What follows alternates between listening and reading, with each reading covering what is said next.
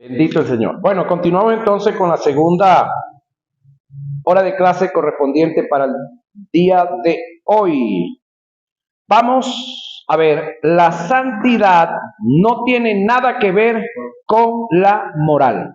Oiga esto.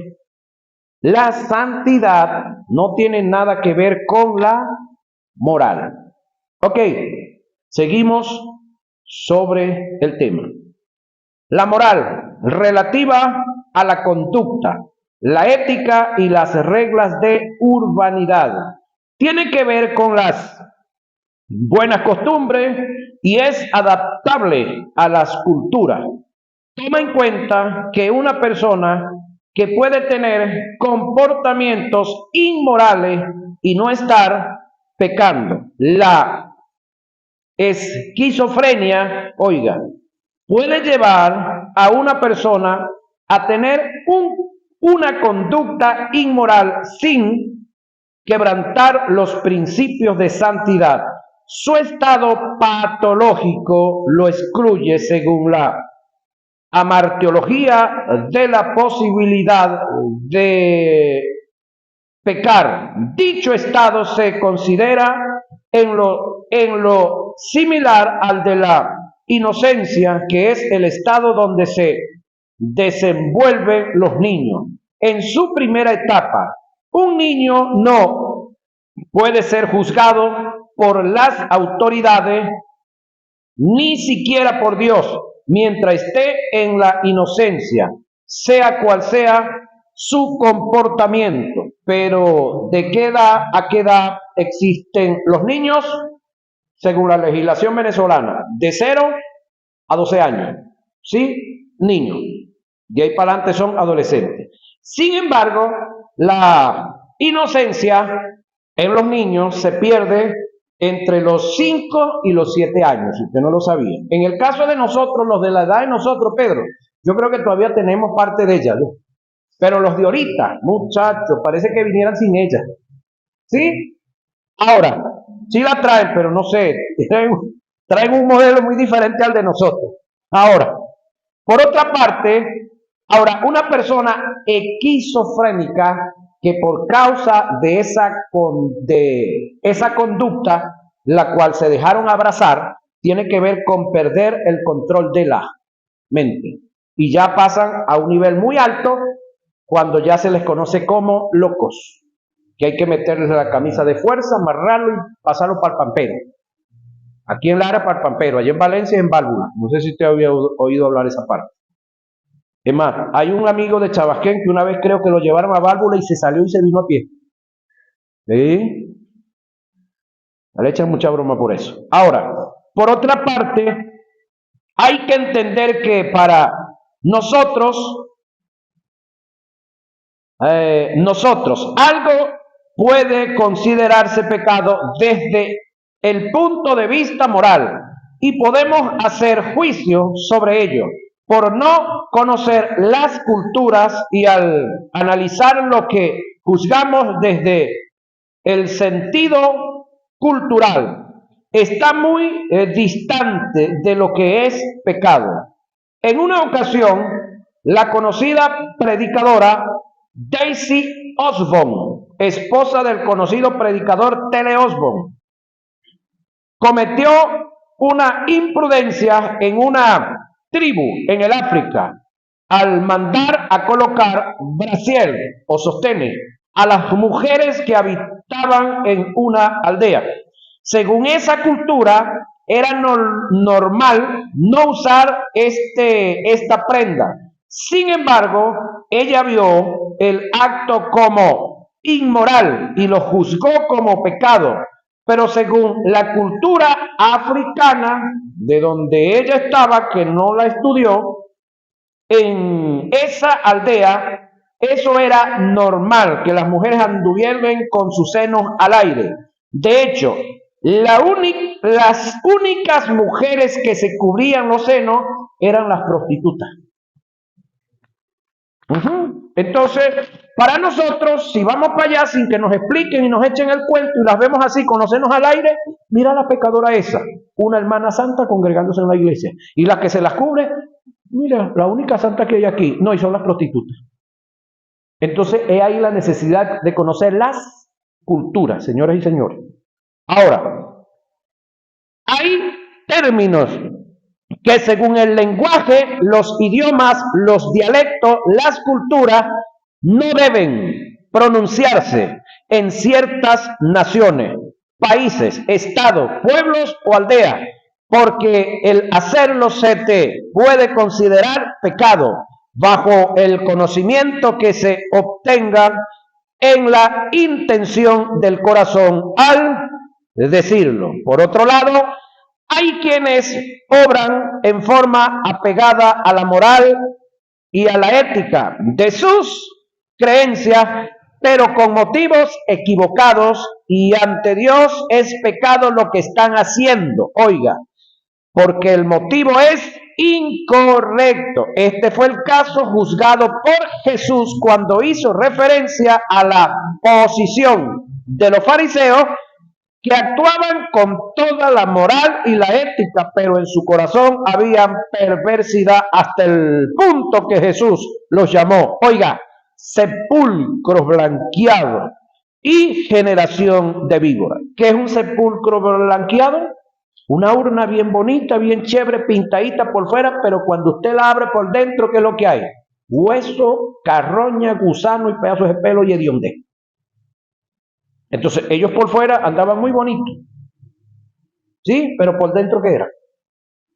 Ahora, este fue el caso que Jesús juzga. Ay de vosotros, escribas y fariseos, hipócritas, les dice, porque limpiáis lo de fuera del vaso y del plato, hablando de ellos mismos, pero por dentro estáis llenos de robo y de injusticia. Fariseos ciegos, limpiad primero lo de dentro del vaso y del plato, para que también lo de fuera sea limpio.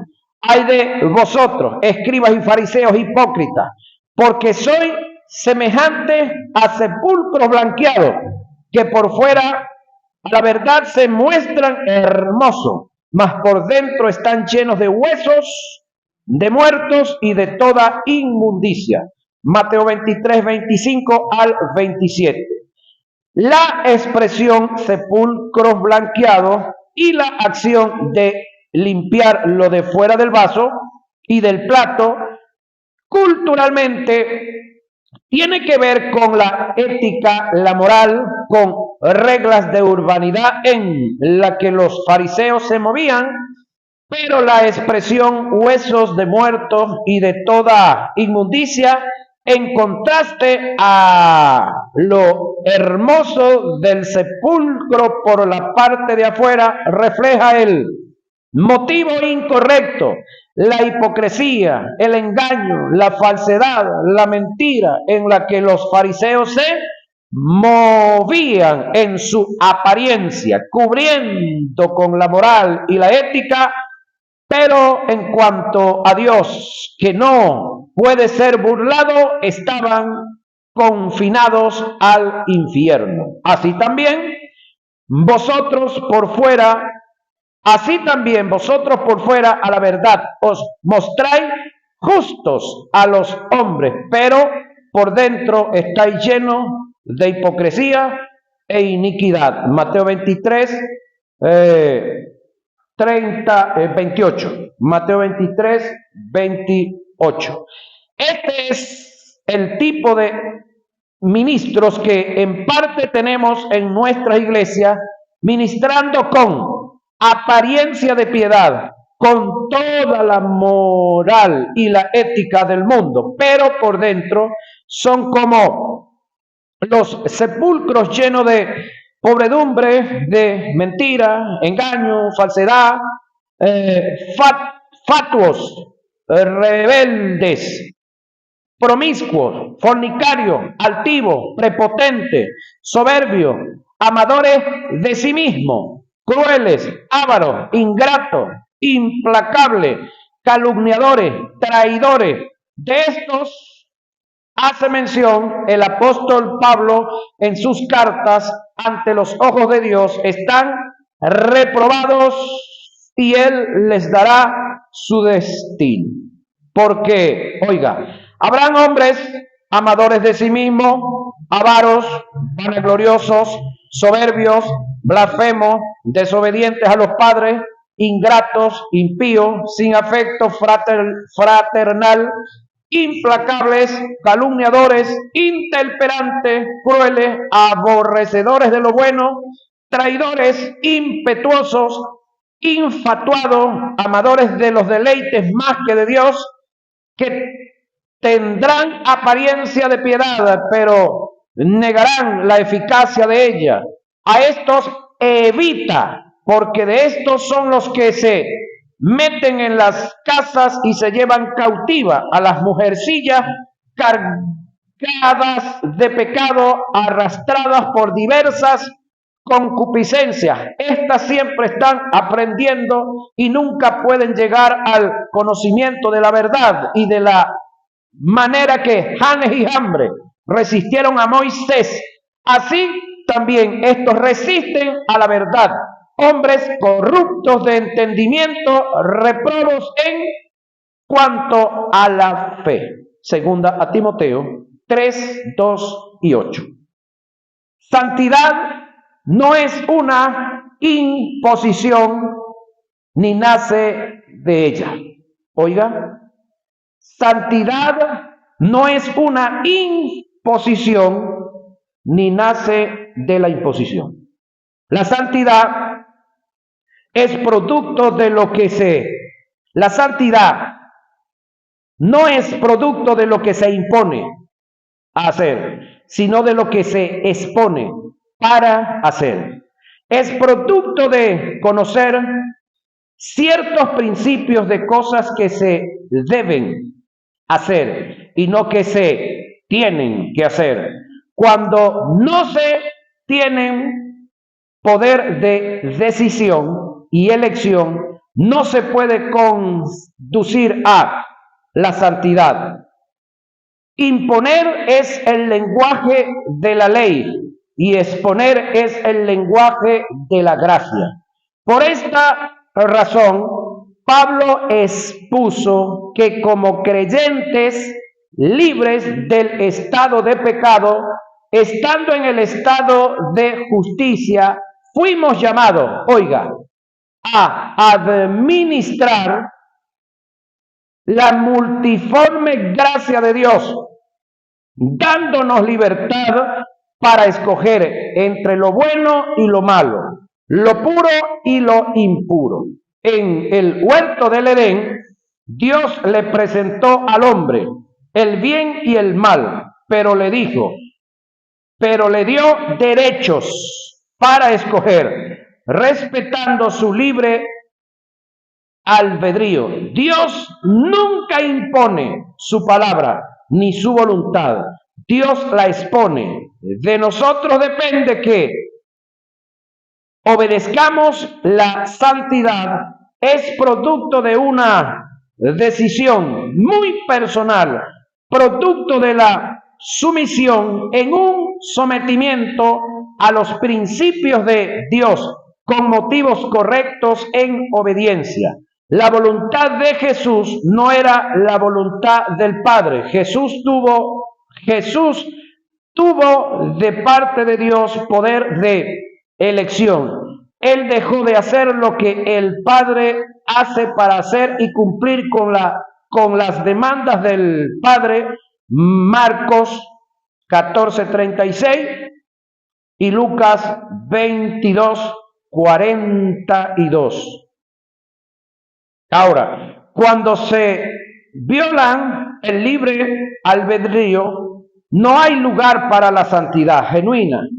Si a una persona no se le otorga libertad para hacer las cosas, nunca madurará y por ende nunca aprende a pensar y a valerse por sí mismo. La santidad no es producto de la manipulación, la intimidación ni el control. Manipular es el acto de intervenir de forma poco escrupulosa para obtener beneficios propios, ajenos a la voluntad de otros. Aunque no es un término que pertenece a la teología, desde el punto de vista literal, dicha acción rompe con el principio de santidad. Intimidar, el término es griego, pluro, que indica aterrar, amedrentar, asustar. Filipenses 1:28. La intimidación es el acto de de causar temor sobre una persona con el fin de controlar su voluntad. Controlar indica intervenir, dirigir, dominar. El control es el acto de intervenir, dirigir, dominar la voluntad y los deseos de una persona. Manipular, intimidar y control son factores que rompen con el principio de santidad y a su vez son principios satánicos con lo que se mueve el ocultismo cuando tratemos el tópico de la voluntad relativo a la obediencia para conducir a la santidad. Daremos mayores detalles. ¿Qué es la santidad? En las Sagradas Escrituras, los términos santidad y santo tienen dos aplicaciones. Uno es adjudicado a la santidad posicional y otro a la santidad práctica. Santidad posicional, oiga, tiene que ver con la posición espiritual que el creyente tiene. Oiga el verbo, tiene, no es que va a tener. Producto del nuevo nacimiento en Cristo por el Espíritu Santo. Esto indica que la santidad posicional es producto del nuevo nacimiento y no está relacionada con las obras. Esa santidad posicional está en nuestro espíritu, única y solamente. Tomando en cuenta este tipo de santidad, ante los ojos de Dios, somos santos, independientemente del pecado en el que estemos sumergidos. Prueba de esto es que Pablo en 1 Corintios 3, 1 y 3 llama a los creyentes carnales y niños inmaduros, y los mismos que llamó, santificados y santos, el comienzo de la carta en sus primeros 3 versículos. Pablo, llamado a ser apóstol de Jesucristo por la voluntad de Dios, y el hermano Sóstenes, a la iglesia de Dios que está en Corinto, a los santificados en Cristo Jesús, llamados a ser santos. Ya va, santificados, llamados a ser santos. ¿Se entiende eso? ¿Por qué santificados? Porque posicionalmente eran santos. Llamados a ser santificados. ¿En qué área, pastor? Alma y cuerpo. ¿Sí? Santificados, llamados a ser santos. Santidad posicional y santidad progresiva.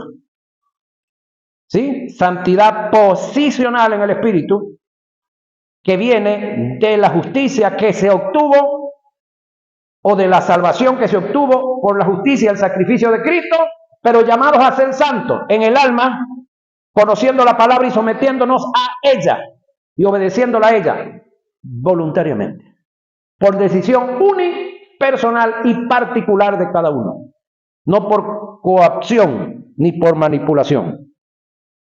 De manera que yo,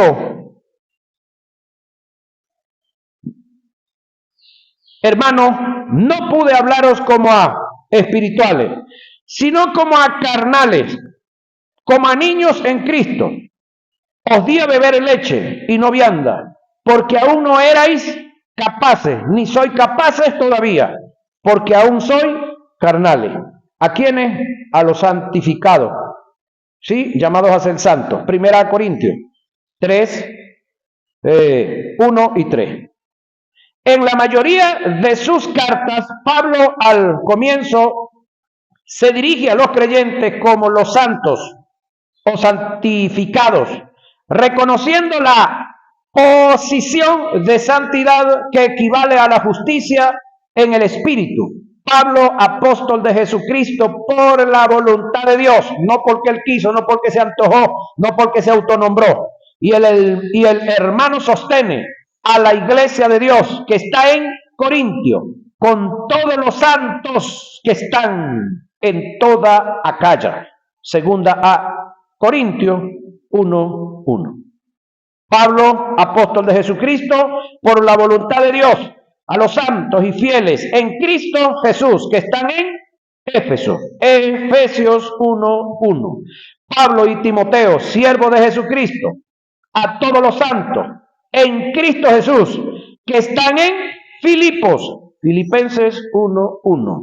Pablo, apóstol de Jesucristo, por la voluntad de Dios, y el hermano Timoteo, a los santos y fieles hermanos en Cristo, que están en Colosas. Colosenses 1:1 y 2. Santidad práctica es el estado de integridad integral, oiga, que el creyente logra alcanzar y debe mantener delante de Dios. Primera a Tesalonicenses 3:13, Hebreos 12:14, y se obtiene por medio de un proceso que se llama santificación. Por lo tanto, la santidad viene como producto de someterse a la santificación. Indica que la santificación es única y exclusivamente responsabilidad de Dios. Vivir en santidad es responsabilidad del creyente, suya y mía, ¿sí? Pero la santificación es producto de Dios en nosotros. Ahora, la responsabilidad de vivir ahí en ese estado y en esa condición es de nosotros. Romanos 6:19 y Apocalipsis 22:11. ¿Qué pues? ¿Pecaremos porque no estamos bajo la ley, sino bajo la gracia? Pablo está preguntando por aquí, se pregunta a sí mismo y le pregunta a otro. En ninguna manera. ¿No sabéis que si os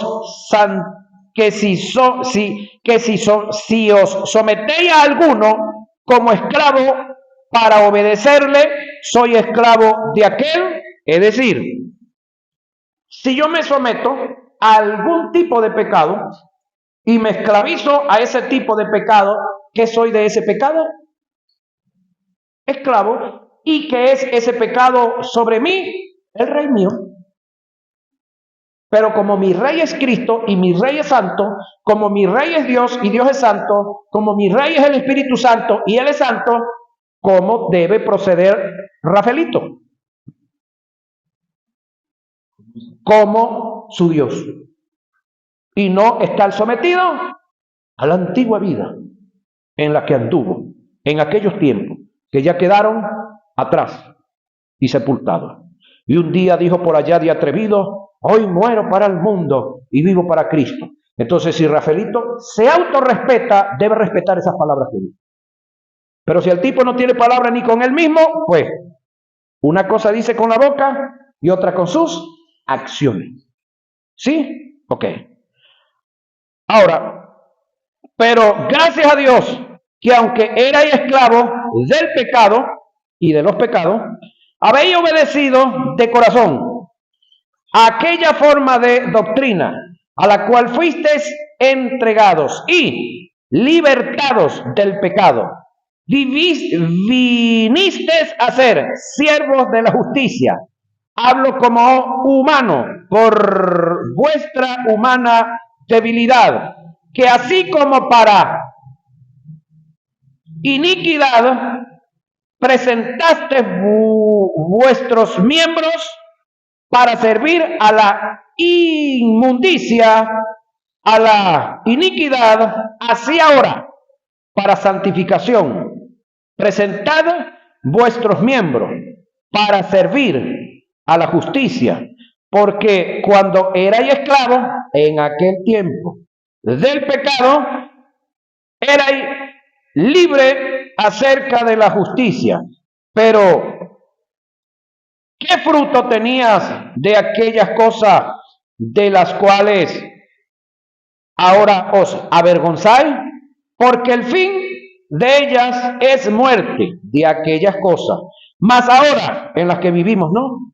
Que habéis sido libertados del pecado y hechos siervos de Dios, tenéis por vuestro fruto la santificación como fin a la vida eterna. Romanos 6, 12 y 22. ¿Qué es la santificación?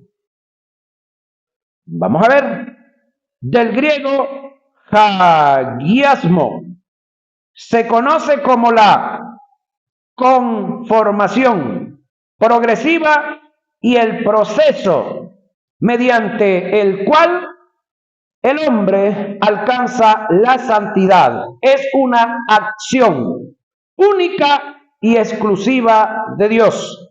Juan 17:17 y primera a Tesalonicenses 5:23. Santificación también se conoce como el estado predeterminado de Dios para los creyentes. Es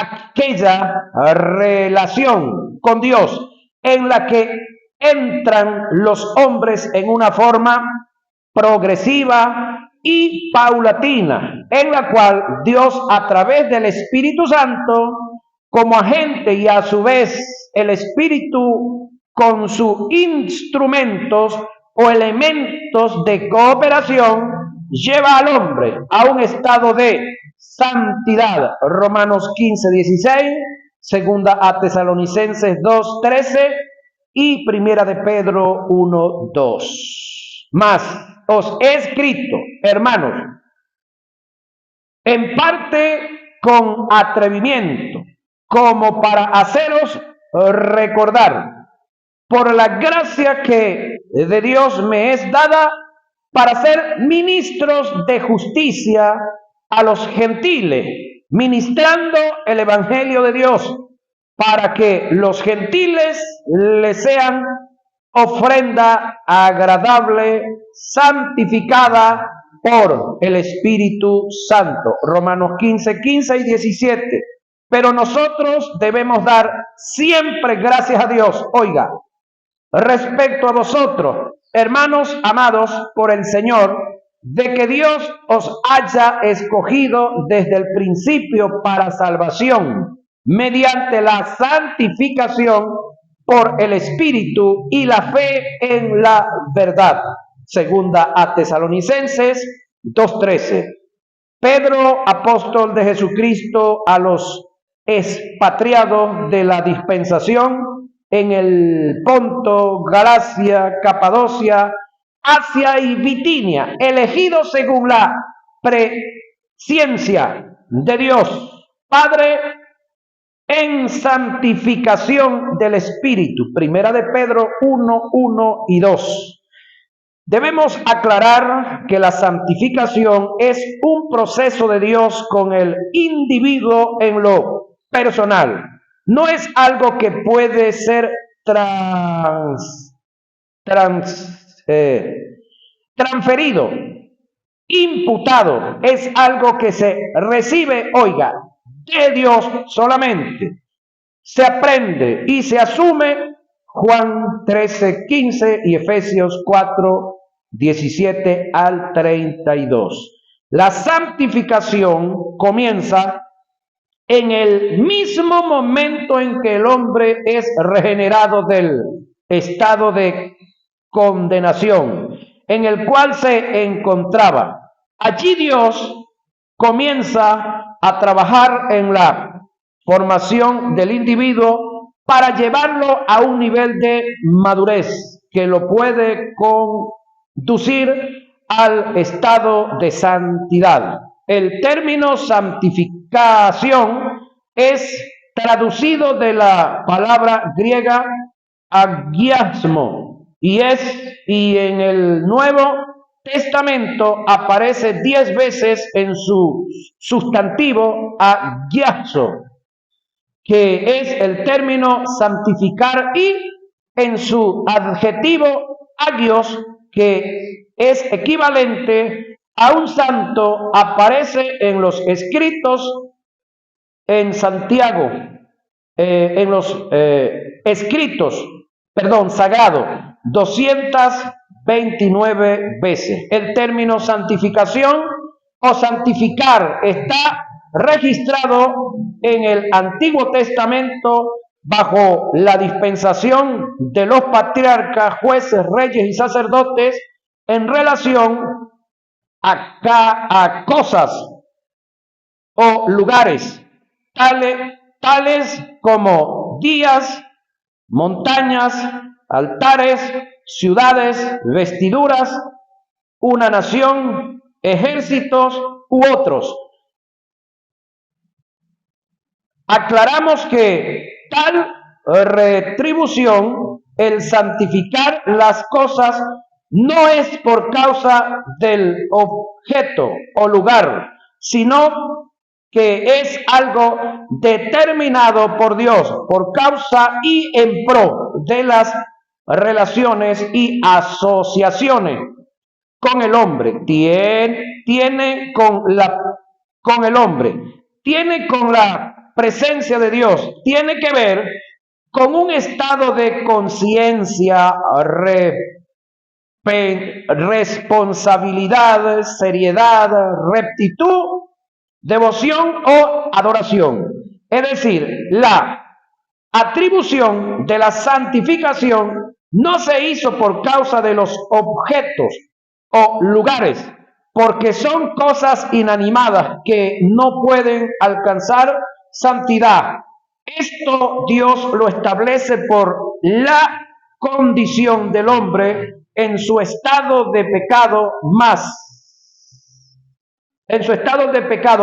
para producir y conducirlo a un estado de santidad que esté acorde con su santidad, con la de Dios. Pero en el Antiguo Testamento fue imposible que eso se alcanzara. Se alcanzó en el Nuevo, en Cristo Jesús. En el Nuevo Testamento los principios han cambiado. Las cosas no son santificadas por causa de nosotros. Nosotros somos los llamados a santificar las cosas, entendiendo que dicha santificación está en el uso, adecuado que se le dé a lo recibido de Dios, y todo se hace por un estado de conciencia, responsabilidad, agradecimiento y adoración ante Dios, que es pura santidad. Elementos que Dios usa para la santidad del hombre. Vamos a verlos, ¿cuáles son?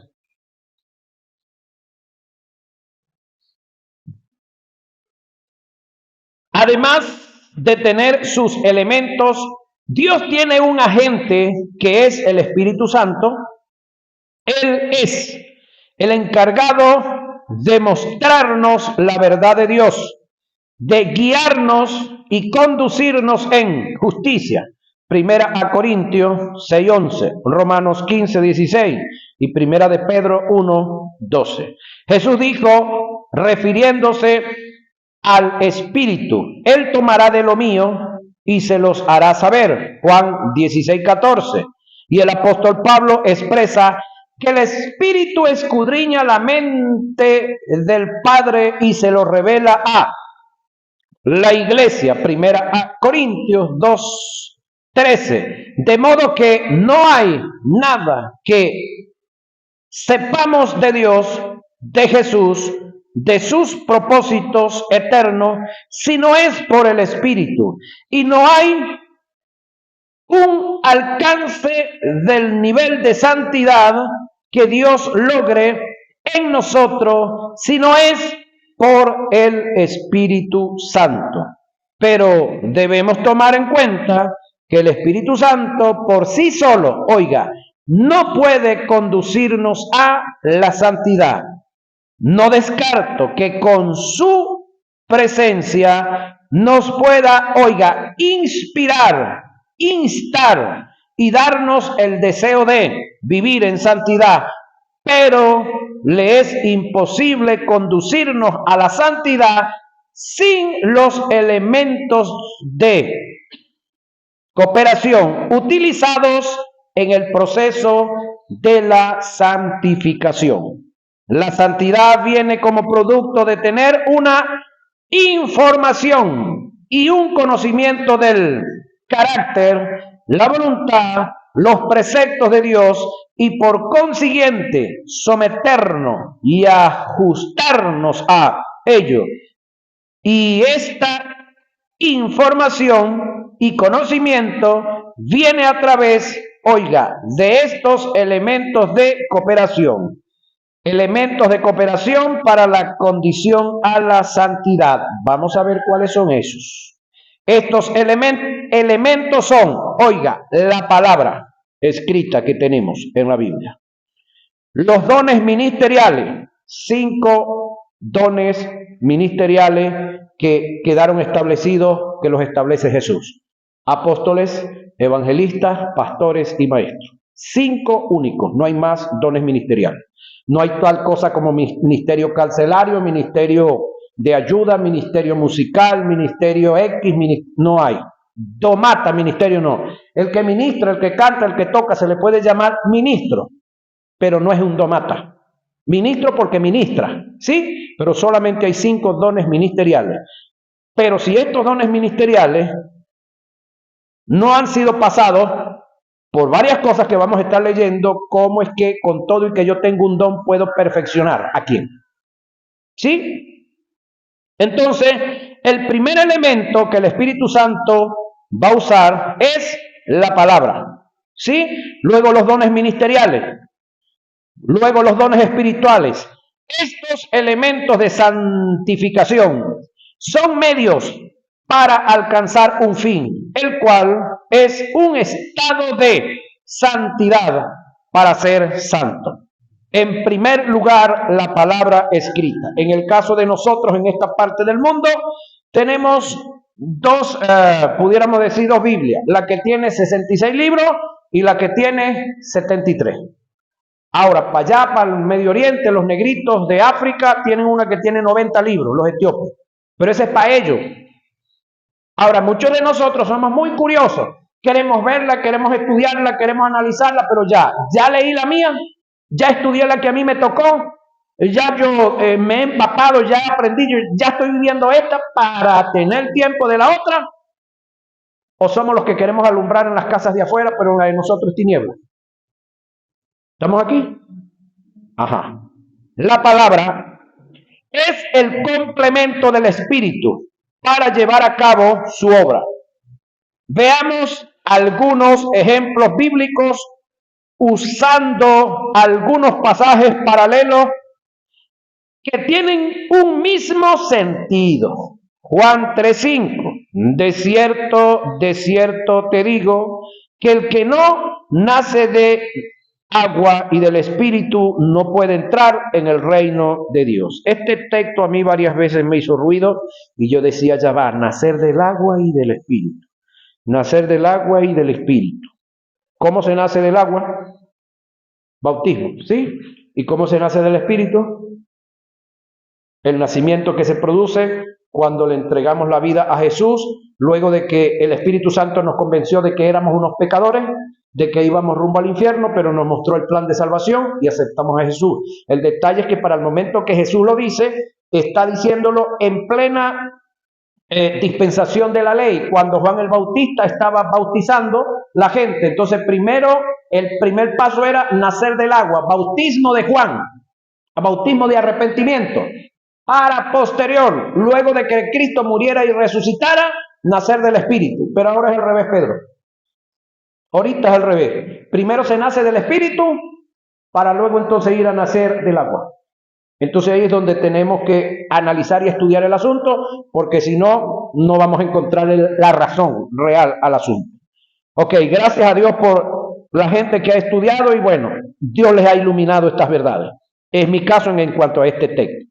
Primera de Pedro 1, 22 y 24. Oiga, siendo renacidos, no de simiente corruptible, sino de incorruptible, por la palabra de Dios, que vive y permanece para siempre. ¿De qué nacimiento se me está hablando aquí? De un nacimiento espiritual, en el cual no hay padres espirituales, señores y señores.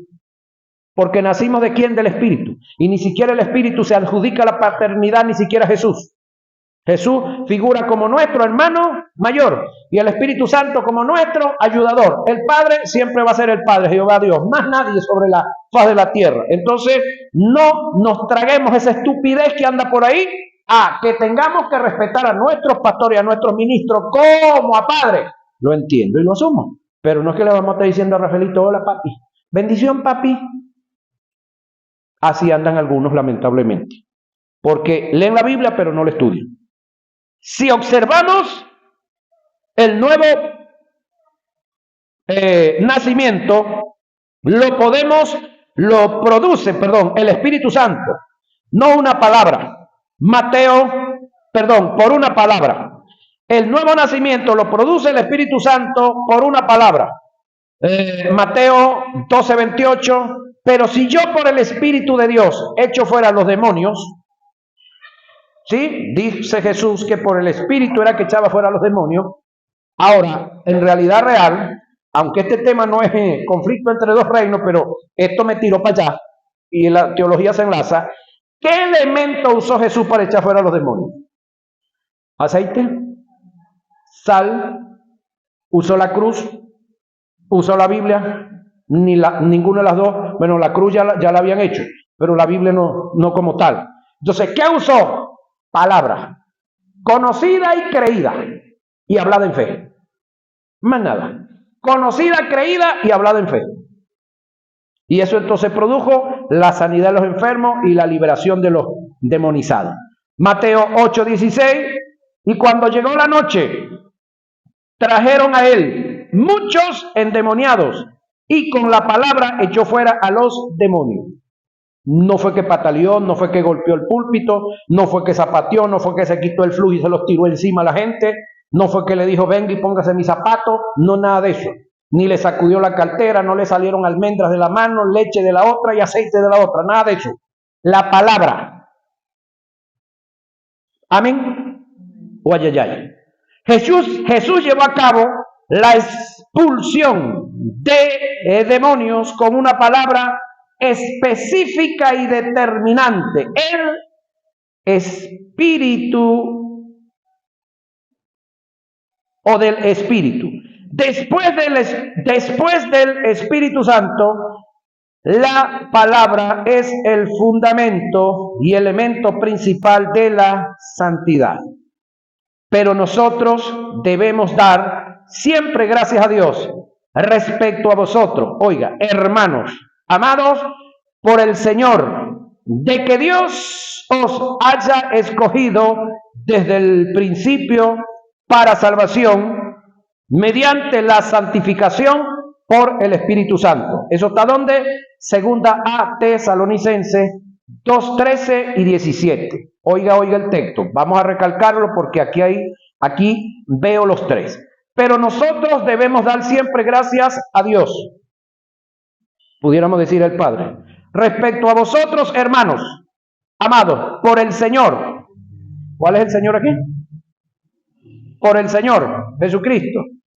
De que Dios os haya escogido desde el principio para salvación, mediante la santificación. ¿De quién? Del Espíritu Santo. Y la fe en la verdad. Vuelvo a preguntar, ¿quién es la verdad? Cristo Jesús. Segunda Tesalonicenses 2, 13 y 17. La oración o la vida devocional no puede inspirar o darnos un sentido de santidad, pero lo que produce la santidad es la palabra cuando nos sometemos a ella. Jesús dijo, santifícalos en tu verdad, tu palabra es verdad.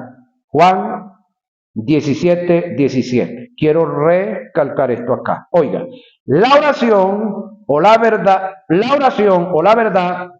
o la vida, devocional, nos puede inspirar, sí, provocará, sí, inspirar o darnos un sentido de santidad.